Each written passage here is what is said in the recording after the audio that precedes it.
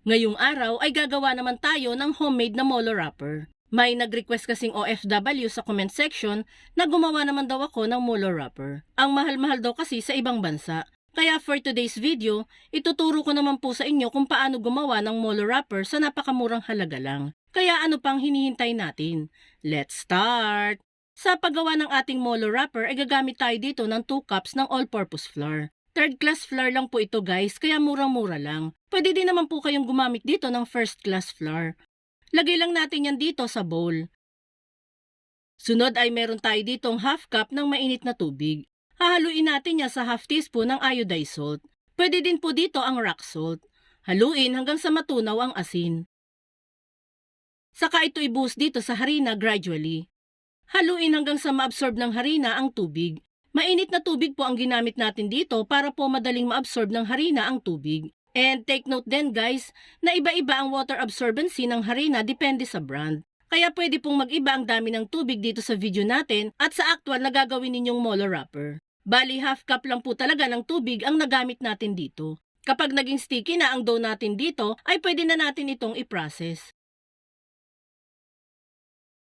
Dito guys ay gagamitin ko lang tong lamesa namin para pagmasahan ng dough. Kailangan ay may nakareserba din po tayong harina para pang dusting dito sa ating dough. Mamasahin natin itong dough hanggang sa maging smooth at maging elastic na ito. Nasa 10 minutes po natin itong minasa-masa dito guys.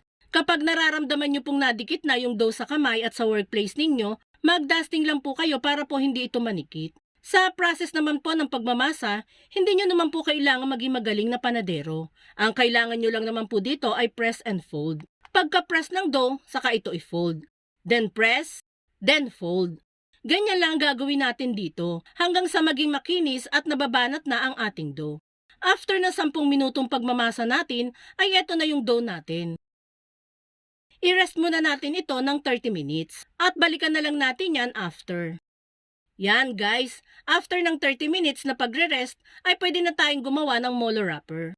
Bali, magdadusting lang muna tayo dito at mamasahin natin ang dough ng kahit 1 minute sa huling pagkakataon. After mamasa, ay pahabain natin ang dough tulad ng nasa video. Then, hati-hatiin natin itong dough ng at least 1 inch. Matapos na yan ay pwede na nating isa-isang gawin itong molo wrapper.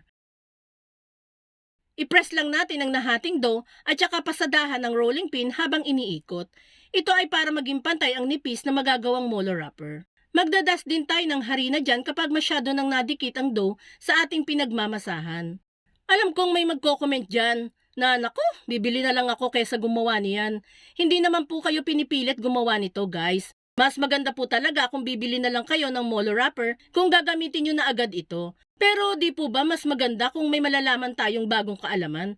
At syempre masarap lang sa pakiramdam na nakagawa tayo ng isang bagay na hindi natin ine-expect na magagawa pala natin. Kaya payo ko lang sa mga nagsusubok gumawa ng homemade molo wrapper na dapat po ay free time ninyo ito gagawin at hindi yung rush. At mas mainam na gawin ito ahead of time bago ito gamitin. Balik tayo dito sa pina-flatten nating dough. Kapag sa tingin ninyo ay okay na yung nipis ng nagawa ninyo, ay pwede nyo na itong ikat sa gusto ninyong hugis. Pero dito po ay gagamit tayo ng cookie cutter para mas pare-pareha sa maging laki ng ating molo wrapper. Yan guys, nakagawa na tayo ng isang molo wrapper. Papakita ko lang po sa inyo kung gaano kanipis yung molo wrapper natin guys, para may reference po kayo kapag gagawa nito. Dust nyo lang yung magkabilang side nito para hindi magdikitan kapag pinapatong-patong na natin. Fast forward sa paggawa natin ng molo wrapper, ay nakagawa tayo dito ng 65 pieces ng molo wrappers. Madami-dami na din ito guys kung gagawa tayo ng siomai. And that's it guys, pwedeng-pwede nyo nang gamitin ang freshly made molo wrappers natin. Ayos na ayos to sa mga taga-subaybay nating OFW na nagre-reklamo sa mahal ng bilihin sa ibang bansa. At isa pa, mas mainam talaga kapag fresh at sariling gawa natin ang gagamitin natin sa ating pagkain, di po ba? Kaya try mo na din gumawa nito. Paano guys? Dito na kami. Diyan na kayo. Bye!